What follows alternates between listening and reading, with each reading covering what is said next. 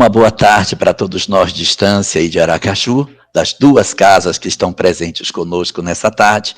E hoje nós vamos realmente fazer um passeio rápido pela história para resgatar alguns pontos importantes no entendimento daquilo que o Espiritismo nos oferece. Segundo aquilo que o Espiritismo nos dá como informação, o nosso planeta, o planeta Terra, ele possui um espírito que responde pelo planeta como um todo, que nós poderíamos dizer que ele seria o governador planetário. É uma entidade, um espírito puro, que possui já uma evolução tão significativa que a responsabilidade dele é de cuidar de um planeta como um todo. E não só de um planeta como um todo, no sentido físico, mas da população que habita esse planeta, que encarna, que desencarna, e que está, de certa maneira, vinculada em termos de evolução a esse específico orbe. Esse espírito puro, que já era puro quando a Terra foi formada, há 4,5 bilhões de anos, acompanhou todo o processo de construção da vida orgânica na Terra, até o surgimento da espécie humana, até o surgimento de que nós tivéssemos na Terra o aparecimento do homem como indivíduo inteligente, capaz de ter livre-arbítrio e tomar as suas decisões. E foi aí, nesse momento, em que o homem se estabeleceu sobre o planeta, que novas metas, novos objetivos tiveram que ser traçados, porque até então as metas eram unicamente de desenvolvimento orgânico. Até a fase hominal, a preocupação era o desenvolvimento biológico dos seres. Quando nós alcançamos a condição hominal, quando nós alcançamos no planeta a fase de surgimento da espécie humana, o plano mudou, passou-se a ter novas exigências, porque além do desenvolvimento do ponto de vista físico, surgia agora um outro desenvolvimento, que era o desenvolvimento moral, que até então não havia sido oferecido por conta da evolução daqueles que estavam habitando na Terra. Quando esse processo de surgimento aparece no planeta, de homens, o governador do nosso planeta decide aproveitar uma quantidade significativa de espíritos de outros locais do universo, mais inteligentes do que nós, porque éramos ainda muito primitivos, para acelerar o progresso do planeta, ao mesmo tempo em que as experiências permitiriam que esses espíritos se desenvolvessem. Essas almas vieram à Terra. E elas vieram para cá porque elas eram muito inteligentes, mas profundamente atrasadas do ponto de vista moral, o que justificou que elas não permanecessem nos planetas onde elas estavam encarnando. Uma leva muito significativa dessas entidades vieram para a Terra para deixar o seu conhecimento e receber as experiências morais que elas poderiam ter no sentido de avançar espiritualmente. O governador do planeta, portanto, na reunião que fez com esses espíritos que chegavam à Terra, prometeu a eles que em cada lugar onde eles nascessem, no Oriente, no Ocidente, no Sul ou no Norte, ele mandaria mensageiros diretamente ligados a ele, para que esses mensageiros levassem a informação daquilo que era importante que eles conhecessem. E foi assim que inúmeras doutrinas, inúmeras religiões surgiram sobre a Terra. Mas o foco dessas doutrinas, o objetivo dessas doutrinas era simplesmente o despertar do homem, a percepção da necessidade da mudança interior como sendo o grande objetivo das nossas vidas. Religiões orientais e ocidentais, desde o princípio, estavam todas focadas nesse grande objeto, ou seja, a transformação moral do homem como o objetivo da razão da existência dessas religiões. Nós, porém, equivocados, pegamos caminhos muito tortuosos e acabamos criando uma série de paramentos, uma série de rituais, e esquecemos o cerne daquilo que as religiões pregavam, que era especificamente a mudança interior. Entre as diversas religiões que surgiram no planeta, no sentido de impulsionar o progresso da humanidade, o governador do planeta estabeleceu em alguns locais do globo pontos aonde seriam mais importantes para a revelação de mensagens espirituais. Nós temos a Índia como um local que recebeu muitas informações interessantes. A Grécia, muitas informações. Mas houve um local do planeta onde as informações sobre a questão espiritual tomaram uma relevância muito grande a ponto da sociedade viver em função disso. Foi a região da Palestina. Nessa região chamada Palestina, o governador da terra definiu que ali seria o berço daquilo que seria o progresso da humanidade, em termos de conhecimento religioso. Cada lugar da terra tem uma meta diferente. Nessa região do planeta, foi escolhido para ser o lugar onde as verdades espirituais seriam plantadas. A primeira das verdades espirituais que precisava ser trazida ao planeta era a informação da existência de um único Deus. Isso porque quando o homem se estabelece sobre a Terra, a visão dominante sobre todo o planeta era que existiam vários deuses. Se você pegar as várias religiões do mundo antigo, elas todas apontam na ideia de vários deuses. Mas nessa região específica, a ideia era que o pensamento da existência de um só Deus fosse ali ensinado, fosse pregado, fosse cultuado. Isso dá a nós uma certa desconfiança. Mas por que motivo que só nesse lugar se pensava num Deus único? Não se diz que a universalidade dos ensinos dos espíritos é que dita o que é verdade? Por que nessa hora inverteu a lógica? Ou seja, o certo seria dizer, ora, se todo mundo é politeísta, só um é monoteísta, onde está a razão? Naquele que é politeísta e não no monoteísta. Mas aí parece que houve uma inversão da lógica. Então o que acontece? Quando a gente vai estudar as religiões antigas, nós vamos perceber que, no fundo, todas elas são monoteístas. Em que sentido?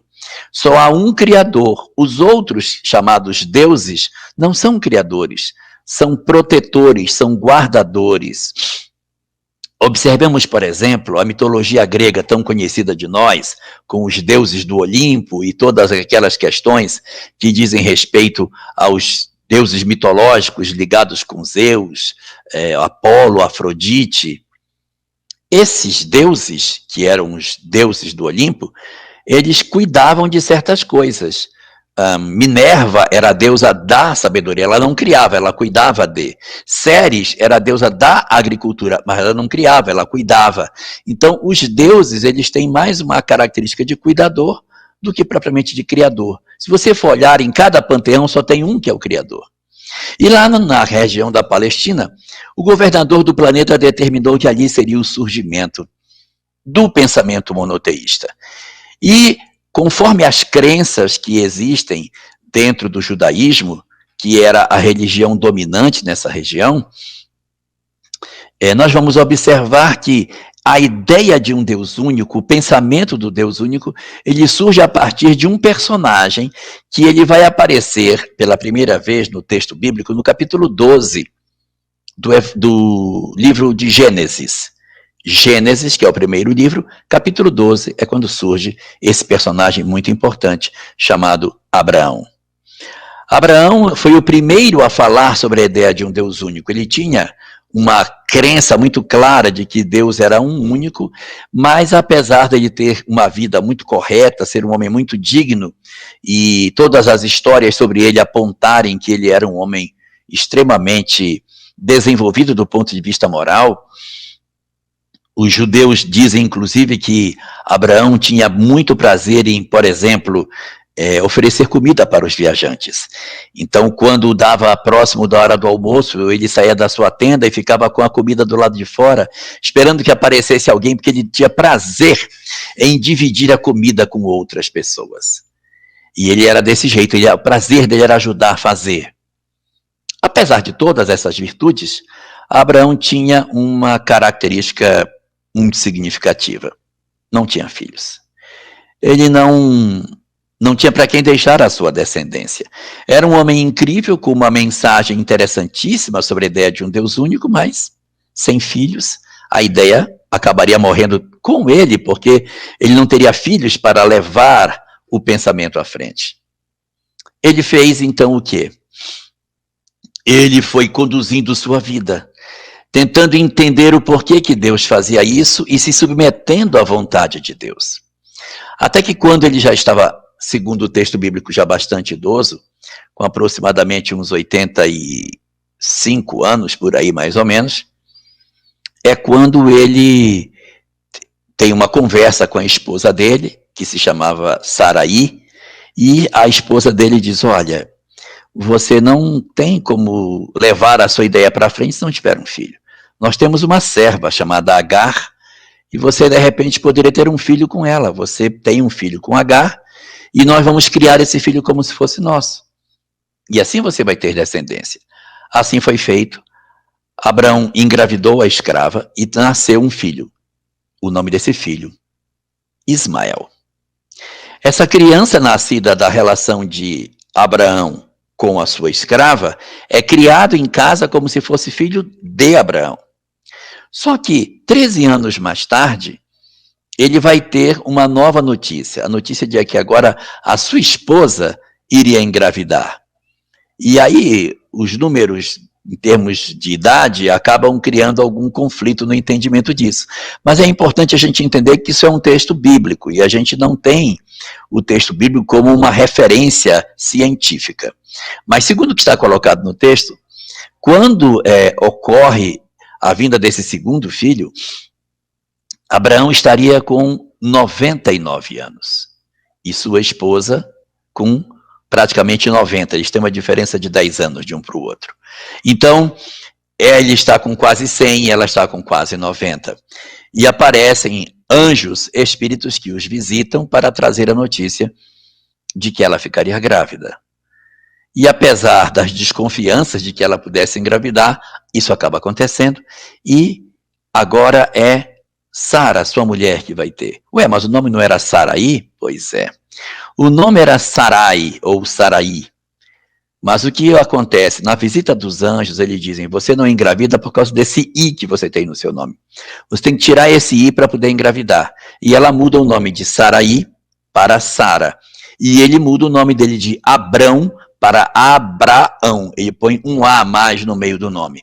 Com isso, ele passa a ter, com Sara, um filho. Esse filho vai se chamar Isaque. Depois do nascimento de Isaque, começa a haver um problema entre Sara e a mãe de Ismael, Agar. Elas começam a disputar as atenções de Abraão, e Sara constrange Abraão a mandar a escrava embora junto com a criança. E Abraão, então, em função da determinação de Sara, manda o filho embora de casa com a escrava. Ele teria aproximadamente uns 13 anos quando isso aconteceu.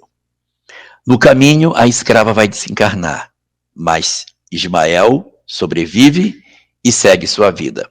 O texto bíblico mesmo fala que a relação entre Ismael e seu pai, Abraão, não se quebrou. E eles continuaram tendo contato mesmo depois desse movimento de expulsão do filho de casa.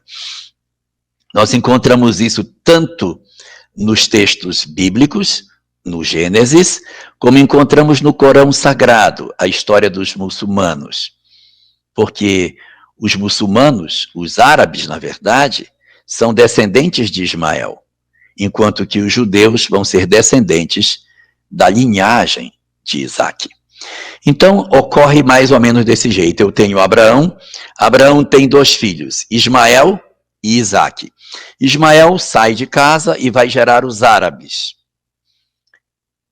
Isaque fica em casa e tem 2 filhos, Esaú e Jacó.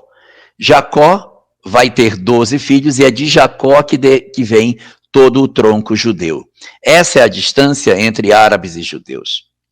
Os árabes são filhos de Ismael, os judeus são filhos de Jacó.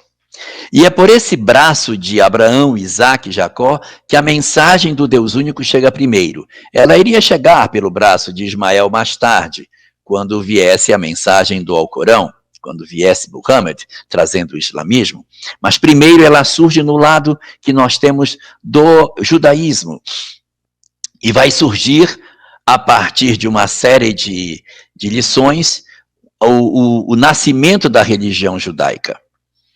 Ela vai se estruturar como povo, como religião, a partir de Moisés, que vai libertar o povo que estaria escravo no Egito, e a partir dali é que se estrutura efetivamente o judaísmo com a crença do Deus único bastante solidificada e fazendo com que o braço da revelação espiritual fosse exatamente pela linhagem de Jacó. Ali está o braço, por ali que a revelação vai chegar. E durante muito tempo, profetas e mais profetas vão trazendo informações sobre a vida espiritual, sobre como é que Deus se relaciona com os homens. E num dado momento, as mesmas profecias que falavam de tantas coisas, começam a falar de que o governador do planeta, sim, aquele que havia planejado tudo, disse: eu também vou descer. Então olha o que aconteceu. Ele preparou a estrutura para o surgimento no planeta de uma nova doutrina, que seria a doutrina do monoteísmo, faz com que vários profetas construam um pensamento sobre como deve ser a vida dos homens, de acordo com a lei desse Deus, e lá na frente ele começa a dizer: anunciem que eu vou nascer. Ele vai preparar as pessoas para receber a sua chegada. O governador do planeta, em pessoa, encarnaria para trazer a mensagem em função do quê? A mensagem dele já tinha trazido tantos missionários, é porque mesmo trazendo os missionários, alguns não conseguiram despertar.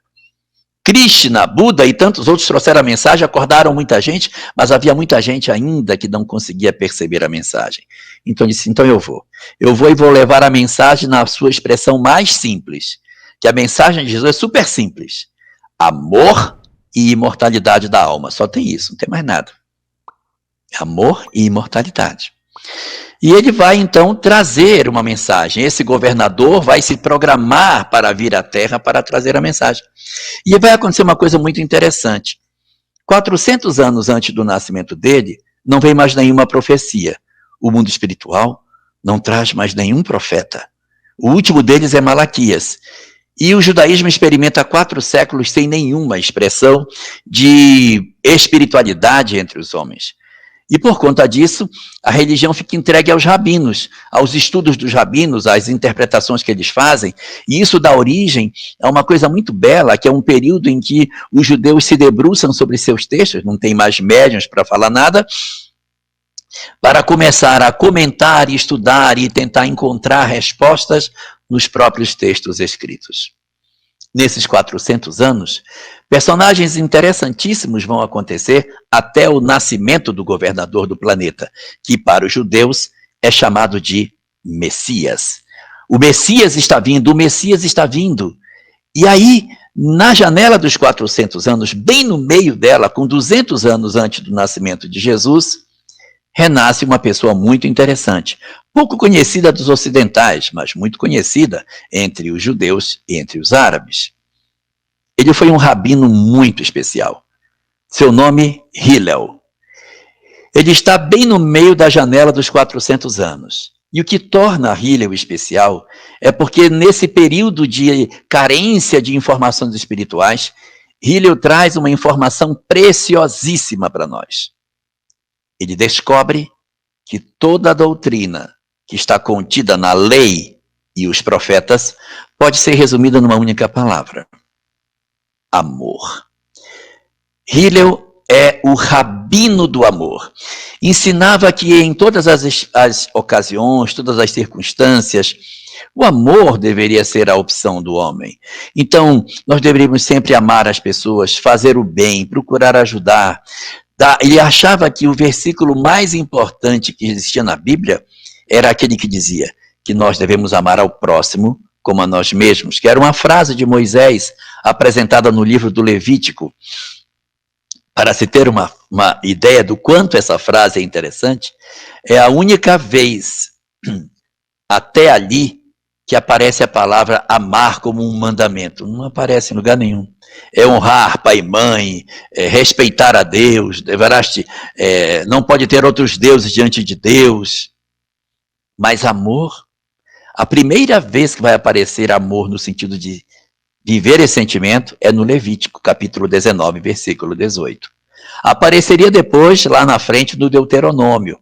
Mas o Deuteronômio já é uma obra escrita bem depois, é outra história. Mas das obras que constituem a base do pensamento rabínico, a primeira vez que vai aparecer a ideia de que se tem que amar é quando Moisés propõe: amarás o teu próximo como a ti mesmo.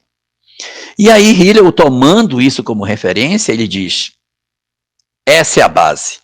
E ele se tornou célebre, ele é até hoje estudado, ele é muito reconhecido em termos de grandeza, tanto pelos judeus como pelos árabes, pela capacidade que ele tinha de convencer os outros de que o amor era a solução para as nossas questões. Hillel tinha uma mensagem linda, mas ele tinha preocupação que essa mensagem não fosse propagada para frente. Então ele escolhe um dos seus netos para ser o continuador da sua história. Seu neto iria ser aquele que pegaria a mensagem de Hillel e propagaria para frente, para que não se perdesse essa interpretação de que a lei de Deus é, no fundo, amor.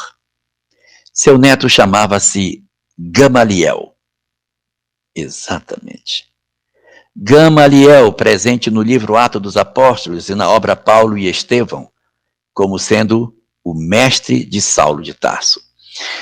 Hillel, o mensageiro do amor, passa a mensagem para seu neto Gamaliel. Gamaliel absorve a mensagem do seu mestre e avô e passa para seus discípulos, entre eles Saulo de Tarso. Mas Saulo não tem grandeza para aproveitar a mensagem e por isso se atrapalha e só mais tarde descobre a importância do cristianismo, se modifica e cria uma história para si mesmo profundamente diferente a partir da sua conversão. Passam-se esses 200 anos e, finalmente, o governador planetário, que há 4 bilhões e meio de anos organizava tudo no planeta, vem à Terra em pessoa para trazer a sua mensagem, sintetizada basicamente em 2 pontos.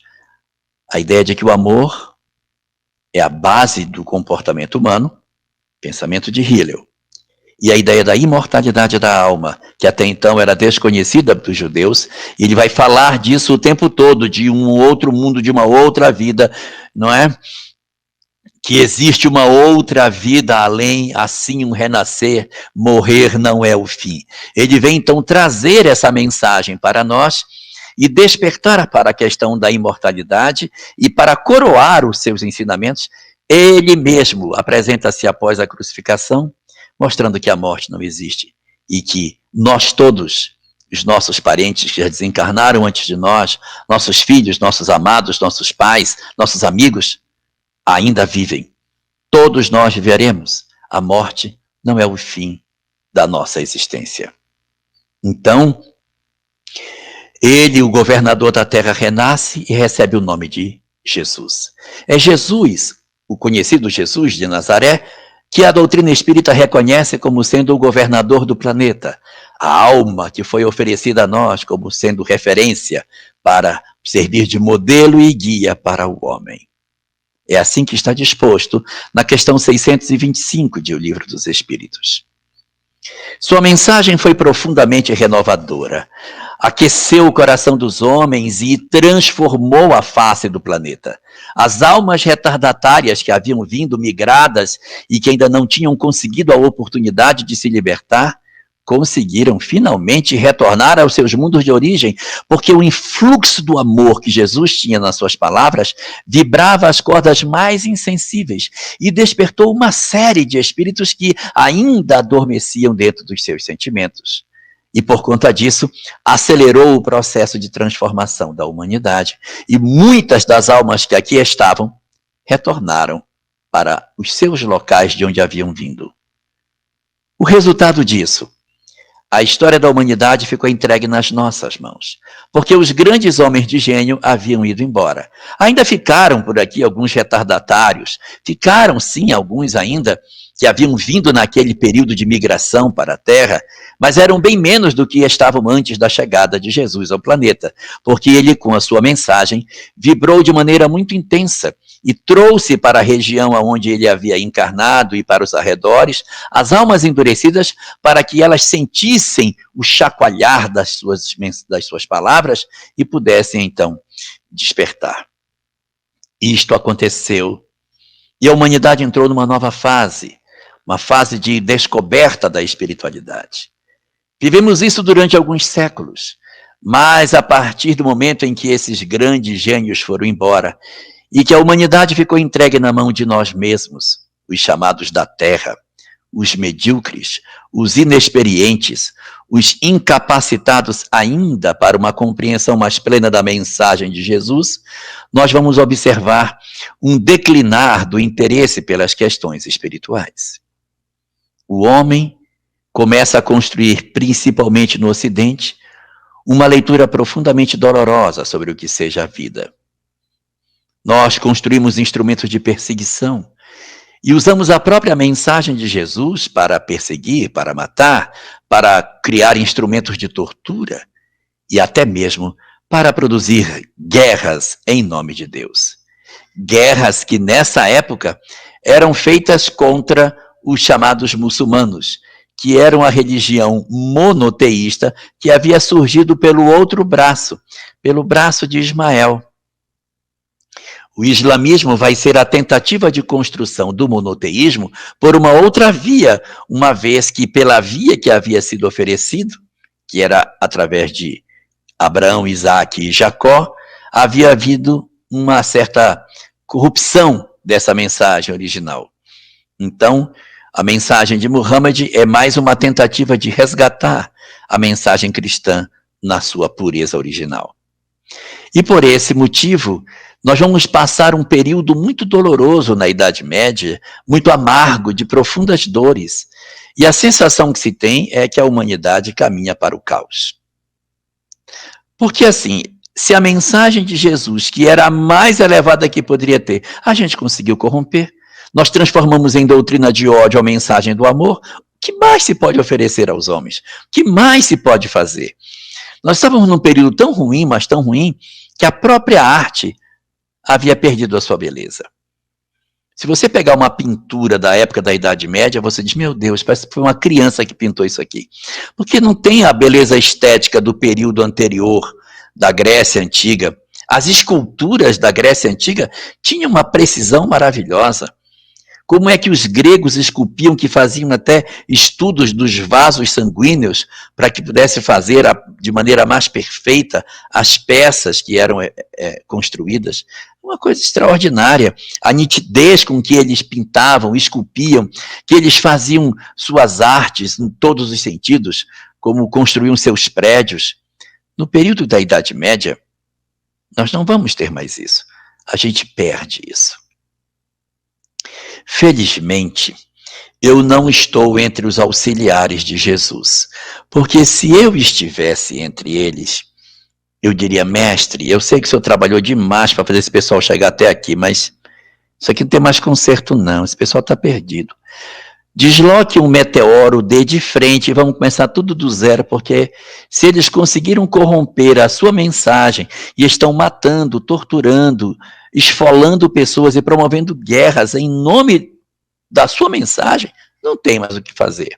Felizmente eu não faço parte, porque o que fez o Cristo, observando o cenário sombrio que se apresentava, ele toma a decisão de fazer uma mudança no seu planejamento para acomodar as transformações que a Terra estava passando.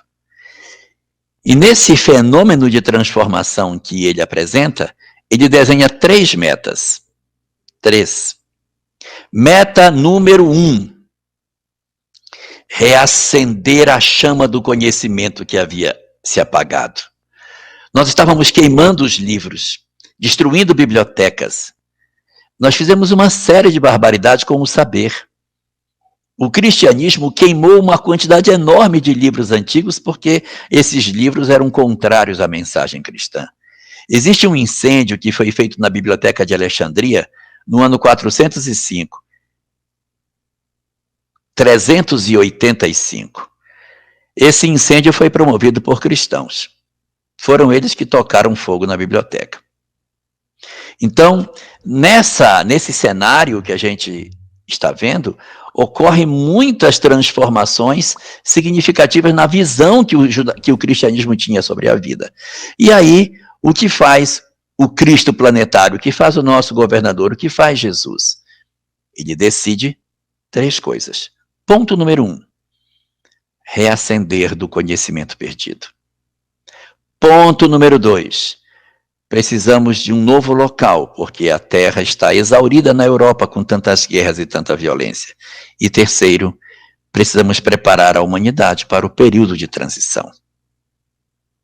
No ponto número 1, que era o reacender do conhecimento, o que ele poderia fazer se estava tudo morto, estava tudo apagado, não tínhamos mais os homens de gênio que possuíamos no passado? O que a gente poderia fazer para resgatar o conhecimento perdido? Então, para que a gente pudesse fazer isso, o que fez Jesus? Convocou os mesmos gênios da época da Grécia Antiga, da Roma Antiga, para renascerem todos no mesmo século, para reacenderem as artes. E foi assim que a humanidade, sem ter uma explicação para o fenômeno, reconhece a existência do chamado Renascimento. Por que tem esse nome? Porque o saber, a arte, a cultura, o intelecto havia como que morrido. E esses homens que apareceram no período do Renascimento vieram resgatar aquilo que havia se perdido em termos de saber. É curioso observarmos que eles esculpiam a mesma forma que esculpia-se na Grécia e na Roma Antiga. Tanto que os estudiosos falam que o Renascimento é uma volta ao estilo greco-romano. Por que se volta ao estilo greco-romano numa época em que não se tem mais escolas desse tipo na Terra? É porque os espíritos que renascem nesse período são almas experimentadas nesse tipo de ciência. E é interessante a gente observar que eles trazem esse conhecimento e eles não têm mestres. Leonardo da Vinci, tantos outros, Tintoretto, Nicolau Tartaglia, meu Deus, Rafael Sanzio, tantos gênios que surgiram na época do Renascimento, Michelangelo, não tiveram professores. Eles traziam em si o conhecimento. Dizem que Leonardo da Vinci, aos 8 anos de idade, conhecia todos os segredos da pintura. Sombra, perspectiva. Como se ele tinha 8 anos? Como é isso? Eram grandes gênios. Parece uma coisa boba que as artes tenham passado por isso, mas ao mexer com as artes e com o conhecimento, porque a literatura também se levantou, com Erasmo de Roterdã, por exemplo, e tantos outros que vieram para escrever textos novos, houve um alento de conhecimento no planeta, e a partir dali a gente começa a experimentar mudanças muito fortes. É um período em que nós estávamos entrando na Idade Moderna. Mudanças vão acontecer, e a partir dessas percepções do ponto de vista científico e artístico, o mundo vai seguir na direção dos enciclopedistas, depois vem os iluministas, e aí o pensamento vai se desenvolvendo cada vez mais, e nós vamos sair desse marasmo e resgatar o conhecimento que havia se perdido. Meta 1, alcançada dessa forma. Meta número 3, preparar o planeta para a transição planetária. Precisaríamos, para fazer a transição planetária, de um lugar onde a mensagem pudesse ser resgatada. Não tínhamos nenhum lugar no planeta que pudesse servir melhor para o conhecimento que não fosse a França. Então, no século XIX, que é o período em que vai amadurecendo as ciências para no século XIX estar pronto, nesse período do século XIX, onde poderia se desenvolver uma doutrina nova que rasgaria todas as nossas dificuldades de entendimento e oferecendo uma visão nova da vida? Só a França. É por isso que a mensagem espírita surge na França, porque ali estavam os maiores gênios. Se fosse uma outra época da humanidade, nós seria na Grécia. Se fosse mais recente, seria nos Estados Unidos, algum outro local. Naquele período, a França era o berço do saber e do conhecimento e, portanto, ali seria o local ideal para que ela se desenvolvesse. Mas a França tinha, ao mesmo tempo, um problema. Ao mesmo tempo que ela tinha uma capacidade muito forte para construir a doutrina, ela talvez tivesse dificuldade para vivenciar essa doutrina. Era necessário que esse conhecimento, ainda que construído ali, tivesse que ser transferido para um outro lugar. Que lugar? Por isso a meta 2. A meta 2, que seria a descoberta de um novo lugar, não era ao acaso, é porque não havia um lugar no planeta que pudesse prosperar de maneira tão significativa a mensagem que precisava ser oferecida. Então, para atingir a meta 2, os espíritos começam a procurar no planeta um local novo, ainda não contaminado pelos pensamentos de ódio, de guerras, de violência, que a Europa estava cheia. O período da Inquisição deixou marcas muito profundas. A França, por exemplo, tem 2 eventos entrelaçados do ponto de vista espiritual que dificultavam com que a mensagem permanecesse ali. Um deles, a Noite de São Bartolomeu, acontecida em 24 de agosto de 1572, quando a rainha Catarina de Médici determina a matança dos huguenotes na noite que antecedia o casamento de sua filha Margot com Henrique de Navarra, que era huguenote e eles eram católicos. Então promove-se uma noite de matança em Paris, e as ruas ficam banhadas de sangue porque eles se matam durante uma noite inteira. São centenas, milhares de mortos. Alguns chegam a dizer que teria sido alcançado o número de 100.000 mortos numa única noite. Mas essa experiência da morte da noite de São Bartolomeu não ficaria sem uma resposta da lei de causa e efeito. Um pingo de sangue, ele não se apaga de maneira muito fácil. Imagine a quantidade de sangue que foi jorrado a partir da violência surgida com a noite de São Bartolomeu.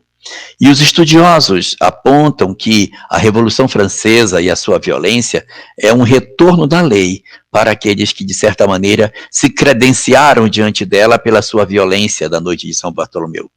A Revolução Francesa, ela é, na verdade, o eco da noite de São Bartolomeu. Almas envolvidas com a primeira história se reencontram na outra, e a sanha de violência ainda não conseguiu ser sanada. E existe, portanto, nesse conjunto de experiências, aproximadamente 2 milhões de almas profundamente comprometidas com a história da noite de São Bartolomeu e com a Revolução Francesa. Então, esse período histórico manchava a história da França para que ela conseguisse realmente ser um local de amor, de fraternidade e de vivência daquilo que estava proposto dentro do código dessa nova doutrina que iria surgir. Preciso de um lugar novo.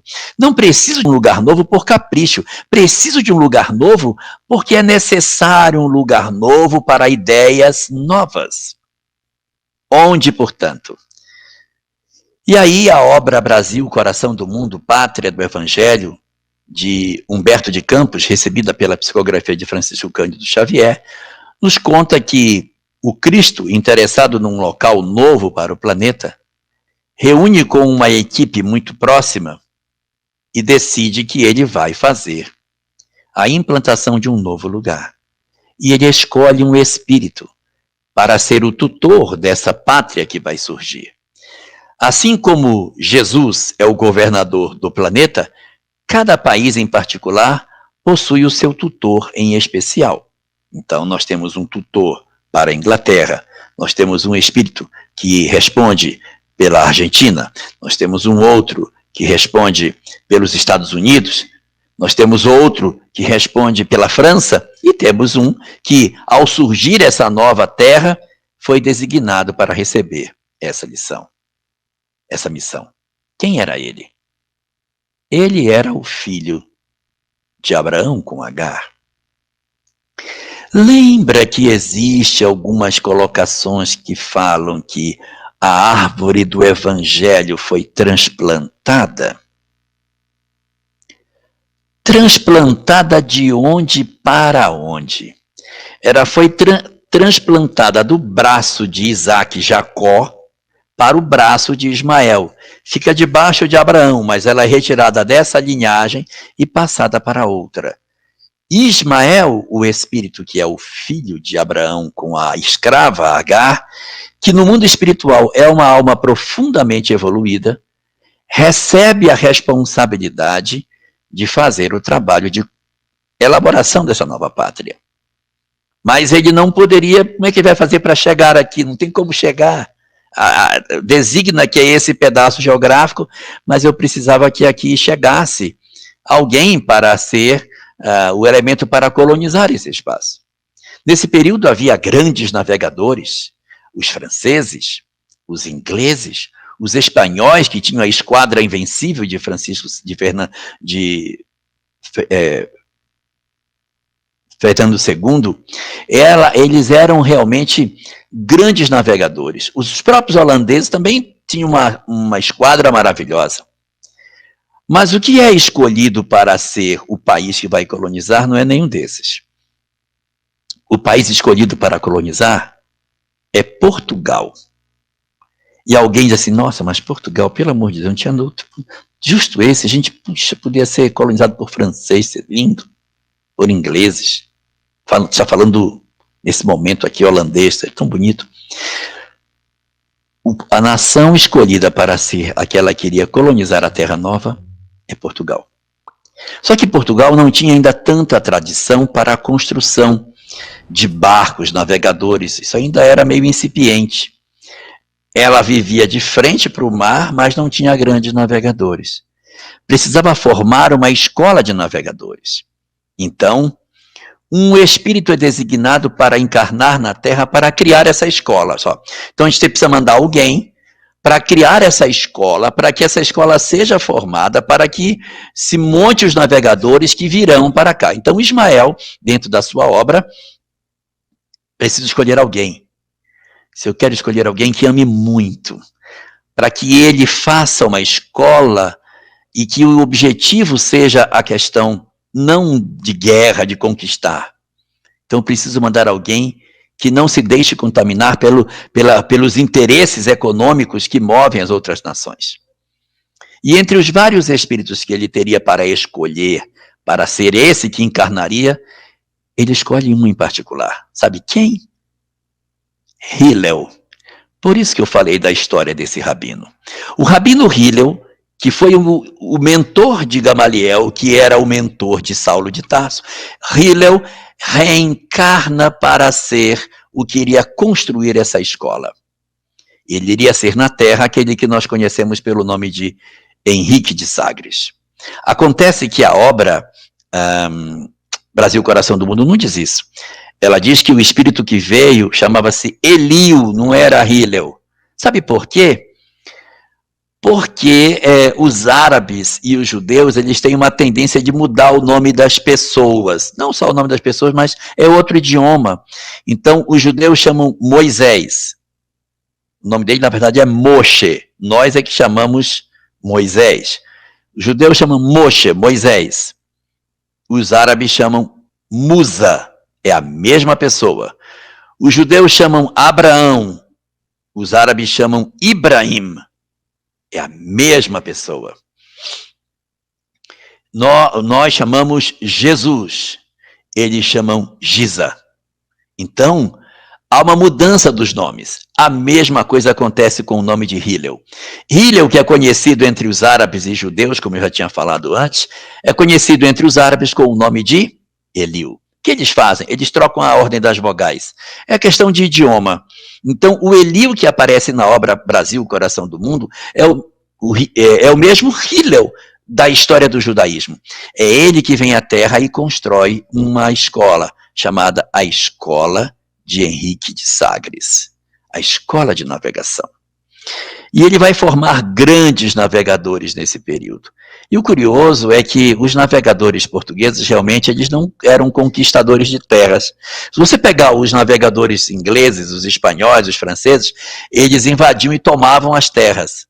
Os navegadores portugueses, eles queriam fazer comércio, o negócio deles era comércio. Então, eles navegavam para ir para as Índias, pegar especiarias para vender. O negócio deles era esse. Tanto que a quantidade de canhões que eram colocados nas naus portuguesas era muito pequena. Elas nunca conseguiam combater com uma esquadra espanhola, com uma esquadra inglesa, porque, coitado, os navios portugueses eram quase que navios mercantes. Eles viajavam atrás de especiarias para fazer. Por que esse interesse mercante? Estaria aí o perfume dos árabes, que gostam de mercado, de vender? Estaria aí o hálito de Ismael, derramado sobre esse momento? A escolha dos portugueses teria a ver com Ismael, que tem como psiquismo a ideia do rejeitado, do que não foi aceito, do filho relegado. Então eu também não pego uma nação como os ingleses, eu não sinto afinidade com os ingleses.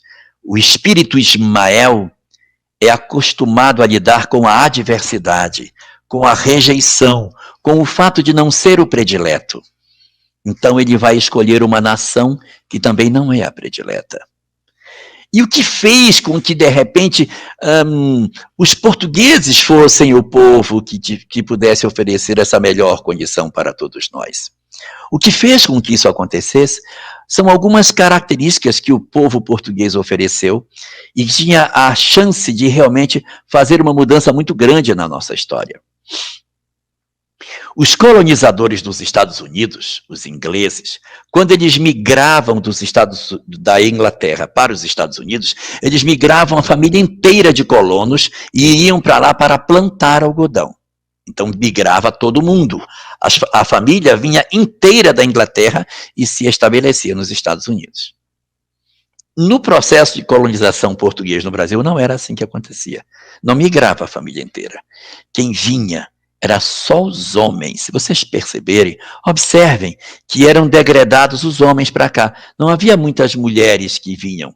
A predominância daqueles que eram migrados para o Brasil era de homens.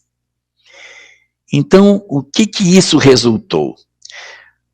Na Inglaterra, quando John foi para os Estados Unidos, John levou Mary. Quando Joaquim saiu de Portugal para vir para o Brasil, ele não trouxe Maria. Ele veio sozinho. Qual a consequência desse modelo de forma de ocupação?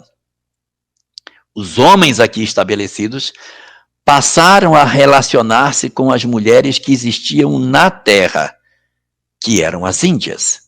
Mais tarde, quando houve a chegada do povo africano, eles também passaram a se relacionar com o povo africano que estava aqui. Então, houve um mecanismo de miscigenação racial muito forte, desde o princípio da construção do nosso país, de maneira que nós somos um povo multirracial, nós não temos uma expressão específica. O próprio Alberto Almeida diz que brasileiro... esse cara tem cara de brasileiro. Não tem cara. Brasileiro não tem cara. Diz, brasileiro não tem cara, brasileiro tem barriga. Isso é o Alberto Almeida que fala. Então, realmente, você pode ter brasileiro com todo o rosto. Louro, cara de japonês, com a pele mais escura, com a pele mais clara, mais alto, mais baixo, cabelo enrolado, cabelo grande, cabelo liso, cabelo enrolado. Todo jeito... Todos os rostos, todas as formas podem ser admitidas como formas de Brasil. E isso fez com que a gente fosse, desde o princípio, aprendendo a se miscigenar. Nós já nascemos plural desde o princípio. Nos Estados Unidos isso não aconteceu. O processo de miscigenação não se dava porque as famílias vinham por inteiro, então havia uma segregação racial muito mais pronunciada, gerando os conflitos raciais que a gente viu que apareceram tantas vezes na história dos Estados Unidos, de locais impedidos de frequentar por determinadas pessoas, ônibus para uma determinada pessoa, outros para outro, num modelo parecido com o apartheid da África do Sul. O Brasil, exatamente pela forma como ele se construiu, ele foi feito dessa maneira. No desenho do planejamento que foi construído por Ismael, era necessário que nós tivéssemos a chegada no Brasil de mão de obra dos povos africanos. Mas o desenho que foi feito não era para que eles viessem escravizados, era para que eles viessem da mesma maneira que outros povos vieram para cá. Nós não tivemos no Brasil italianos, alemães, japoneses, que migraram para o Brasil e vieram para trabalhar na lavoura, foram trabalhar em vários lugares, como trabalhadores humildes, sim, mas não na condição de escravos. O planejamento era para que eles não viessem na condição de escravos, mas foi o que acabou acontecendo, e é um desvio de planejamento e uma responsabilidade espiritual que os portugueses assumem em função da decisão de fazerem isso com os povos da África. Ele constrói essa nação baseada nesse modelo, juntando o índio que aqui estava, os negros que foram trazidos e mais o povo português. E aí aconteceu uma coisa bem curiosa, que é difícil para a ciência materialista justificar. Quando o Brasil foi descoberto, era um período muito complicado na Europa, o período da chamada Contra-Reforma. Lutero havia começado o trabalho de divulgação dos seus pensamentos e a Igreja Católica queria impedir o crescimento do protestantismo. Então ela criou um movimento da chamada Contra-Reforma. Era uma ordem religiosa, os jesuítas da Companhia de Jesus, que o objetivo era confrontar para impedir a expansão do protestantismo. São eles que fazem o trabalho da Inquisição. É o pessoal que é jesuíta, os padres de preto. Eles são os que cuidavam dessa parte, os belenguis da Inquisição. Jesuítas, portanto, são a ordem relacionada com o processo de repressão ao pensamento contrário, ao pensamento da Igreja, no que diz respeito ao protestantismo. Quando o Brasil estava no processo de colonização, a Igreja Católica disse: eu preciso mandar um pessoal para lá, antes que os protestantes mandem e contaminem essa terra com o pensamento deles. Eu quero levar o meu pensamento. E aí destacaram uma ordem para vir para trabalhar no Brasil. Poxa, eles poderiam ter mandado os franciscanos, né? Sabe quem eles mandaram? Os jesuítas. Eles pegaram a ordem mais dura, mais severa que existe e mandaram para cá. Ora, esse pessoal tem um foco fundamental. Qual é? Catequese, conversão, para evitar o desenvolvimento de pensamentos contrários ao da Igreja. Mas aconteceu um fenômeno que ninguém sabe explicar. Quando esse mecanismo surgiu e os jesuítas vieram para o Brasil, ocorreu uma coisa incrível. Os jesuítas que vieram para cá parece que nem eram jesuítas. Eles tinham uma forma de pensar muito diferente daquilo que os seus pares da Europa apresentam. Os que vieram para cá são Padre Manuel da Nóbrega, José de Anchieta. São grandes nomes que eram jesuítas e extremamente humanitários. No Nordeste tivemos Padre Antônio Vieira, também jesuíta. Eles eram jesuítas na casca, mas por dentro cristãos por excelência. Fizeram um trabalho lindo, mas tão bonito, de construção, de valorização do índio, de valorização do povo que estava aqui, que num certo momento da história eles desagradaram tanto a Igreja, porque eles ficaram do lado do explorado e não do explorador, que os jesuítas foram expulsos do Brasil por conta disso. Mas já não adiantava mais. A ideia do evangelho, como eles haviam pensado, havia se espalhado sobre a terra. O Brasil tornou-se um local onde o cristianismo tornou-se sinônimo de amor. É diferente na Europa. Quando você pergunta o que é cristianismo, é repressão. Cristianismo é doutrina conservadora, dura, inflexível, punitiva. E aqui a mensagem é amor. A Igreja Católica fez um trabalho tão magistral aqui, tão maravilhoso, que eu desafio qualquer uma pessoa, eu desafio você entrar pelos esses sertões do Brasil, onde você quiser. Você pode ir onde quiser, na casa mais isolada que você possa imaginar. Bata na porta e pergunte: você alguma vez já ouviu falar de Jesus? Eu duvido que eles digam: não, nunca ouvi falar dele. O nome de Jesus é conhecido em todos os lares do Brasil, todos, sem exceção. Pergunte se eles sabem quem é Buda. Eles não sabem. Então esse é um trabalho que a Igreja Católica fez e nós temos decidiu fazer esse trabalho fantástico que foi construído a partir dessa releitura do cristianismo. Eles ofereceram para nós um cristianismo muito mais próximo da ideia do amor, da questão do relacionamento afetivo. É um cristianismo voltado para a caridade, para o foco no outro. É muito interessante a reconceituação que a gente conseguiu fazer aqui no Brasil dos conceitos cristãos. E isso, aliado ao processo de miscigenação racial, criou uma coisa interessante. E se você for nas colônias espanholas aqui do lado, vá, visite os países que têm origem espanhola, o Peru, a Bolívia, o Equador. Você vai ver que não houve miscigenação racial. Existe os migrados aqui, os indígenas não se misturam. E a leitura do cristianismo não é como a leitura do Brasil. Há uma visão diferente, porque o cristianismo plantado aqui foi muito distinto. Mas também nós tivemos uma contribuição muito interessante dos povos africanos.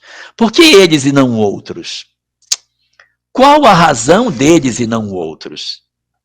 Eu pergunto, se nós pudermos dizer o que é que tem de mais relevante na religião afro, o que você diria que é o mais relevante, mais significativo, o mais marcante nas religiões afro? Que é? Exatamente. A mediunidade. Eles trouxeram para nós uma relação de que a mediunidade existe, que a comunicabilidade com os espíritos existe. Isso é um fato. E a miscigenação racial fez com que os conceitos deles chegassem aqui. Nós falamos muito que a mensagem que eles trouxeram foi miscigenada com o pensamento cristão. É verdade. Nós pegamos muitas informações cristãs e contaminamos o pensamento afro. Mas se isso é verdade, o pensamento afro também contaminou o pensamento cristão da mesma forma. Então, por exemplo, nós temos no Brasil uma leitura muito clara de que as almas sobrevivem, as pessoas, todo mundo tem medo de alma depois da morte, não anda em cemitério. Por que de onde vem isso? Porque na Europa não tem, lá é cristão também, o pessoal não tem esse pensamento. Não foi pregado o cristianismo para eles? Por que lá é diferente daqui? É porque a ideia da imortalidade, a ideia da comunicabilidade dos espíritos está no nosso ideário. Nós somos uma nação marcada por basicamente 2 pontos de vista do sentido filosófico. A ideia do amor como religião e a ideia da comunicabilidade, da sobrevivência das almas. Uma é herança dos portugueses, outra é herança dos povos afro. Então, isso era o espaço que a gente precisava para que a mensagem espírita chegasse. Aparentemente, parece que deu tudo errado. Meu Deus, mas justo os portugueses. Mas foi exatamente ser desse jeito que deu certo. Para dar certo, tinha que ser assim. Tinha que ser tudo misturado para que pudesse acontecer. Eu não estou falando mal dos franceses, mas eles têm muito mais dificuldade de aceitar quem é de fora. Os que chegam do eles são recebidos na França. Mas existe, dessa maneira, a criação de elementos de segunda categoria. Eles são recebidos, mas são pessoas rejeitadas. Eles moram em guetos, eles não se misturam. Francês é francês, migrados. Não é assim no Brasil. Onde as pessoas perto de nós, de darmos com elas. Quando migra para o Brasil. Você tem uma família de japonês, ela chega no Brasil, a primeira geração, que são os Nisei, só fala japonês dentro de casa, não fala outra língua, é aquela rigidez, só pode casar com japonês, é aquilo rígido. Aí quando vem a segunda geração, depois dos que chegaram, que são os Sansei, já não é mais assim. Já nem falam direito o japonês, conhecem algumas coisas, outras coisas eles nem conhecem direito, já casam com brasileiro, já sabe sambar, já gosta de música brasileira, já não fala mais japonês dentro de casa, tem uma série de aculturações. Isso do Nisei para o Sansei. Quando vem a geração seguinte, que é o não sei, esse já não sabe nada mais de japonês. Nós destruímos essas culturas. A mesma coisa acontece com os árabes. Os árabes chegam aqui, aquela rigidez da primeira geração, na segunda, terceira, acaba tudo. Por quê? Porque a gente insere, a gente integra. É isso que dá a nós essa característica diferenciada. Quando começa o ano letivo, que tem alguém que vem de outro estado para mudar para uma determinada escola, quem é de fora é o centro das atenções. Todo mundo quer ser amigo daquele que chegou de fora. Todo mundo cerca o que é de fora, como é, onde é, e quer ser amigo daquele que está chegando, porque nós temos um hálito de receber, um hálito de integrar as pessoas. Assista aos filmes norte-americanos e veja como é que as pessoas de fora são recebidas. Por quê? Porque eu tenho muita certeza de que eu sou melhor. Nós temos o psiquismo de Ismael.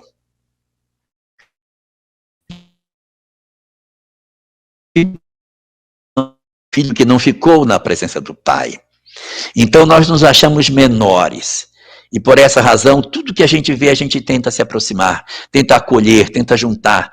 E é essa característica que nós temos que faz com que essa grande obra que Ismael vem construindo ao longo do tempo esteja dando certo. O que dá certo é a miscigenação. E dentro da literatura espírita fala-se muito do Brasil como coração do mundo, pátria do evangelho. E as pessoas ficam, não, mas não é possível. Esse Brasil desse jeito, com esse tipo de gente, meu Deus, não pode. Não é possível. Nem toda vez que se planeja alguma coisa, significa que aquilo que a gente planejou vai acontecer. O planejamento é enquanto o planejamento está posto. Esse é o plano. O plano é que o Brasil seja o coração do mundo, a pátria do evangelho. Aí você diz, mas eu não vejo essa característica. Exato. O fato de ser o coração do mundo e a pátria do evangelho não quer dizer que seja a nação mais maravilhosa do mundo. Não é isso. O Brasil vai ser o coração do mundo e a pátria do evangelho, não porque ele vai ser o melhor país do mundo, mas quando ele for o melhor país para o mundo. Não é se colocar numa cátedra, mas estar a ponto de acolher. É isso que vai nos distinguir. E isso tem nos distinguido. Nós somos uma nação que recepciona, que recebe, que acolhe. E do ponto de vista espiritual, nós somos como a casa do caminho. A casa do evangelho aberta em Jerusalém, a casa do caminho, tinha poucos discípulos e uma multidão de miseráveis. Qual era o trabalho dessa casa? Que os poucos discípulos cuidassem dos muitos miseráveis que ali entravam. Eram doentes, eram pessoas pobres, eram pessoas abandonadas, todos os tipos de sofrimento humano que havia pregado lá fora, a casa do caminho colocava para dentro. Havia naqueles poucos discípulos amor suficiente para acolher os mais frágeis. Essa é a característica da nação que há de ser a pátria do evangelho. Não é aquela que tem a economia mais forte, o plano diretor dos seus municípios mais bem estruturado, a nação mais rica do planeta. Não, é aquela que ama mais e que tem mais condição de receber as pessoas que precisam de ajuda. Se por algum motivo nações precisam do socorro do Brasil, como temos agido? Fechamos as nossas fronteiras? ou abrimos os nossos espaços para que o planeta consiga realizar aquilo que tem que ser feito? É essa leitura que nós precisamos fazer para entender a majestosa mensagem de Ismael através de sua obra que vem se concretizando ao longo do tempo. A última página dessa história ainda não foi escrita. Não sabemos como será o término dela, mas o planejamento se mantém e se manterá enquanto nós estivermos predispostos a amarmos ao próximo como a nós mesmos e no hálito daqueles primeiros jesuítas que aqui chegaram, disseminarmos a mensagem de Jesus como sendo a mensagem do amor e a doutrina espírita, derramando a informação da imortalidade da alma, vai costurar todas as peças que faltavam. E só para concluir, eu quero contar um segredo para vocês. Quando a mensagem foi construída na França, porque o Brasil não podia, houve uma conversa entre São Luís, que é o mentor da França, e Ismael, que é o mentor do Brasil. Se eu vou construir a mensagem aqui, mas eu vou passar para você depois. Não, eu não tenho condição de fazer a mensagem, você constrói lá e pode passar para mim. Se vou passar para você, mas junto eu vou levar uma outra parte junto. Vão 2 milhões de almas francesas perturbadas para você. Espíritos da época da noite de São Bartolomeu, e não resolvidos na Revolução Francesa, vieram junto com a mensagem.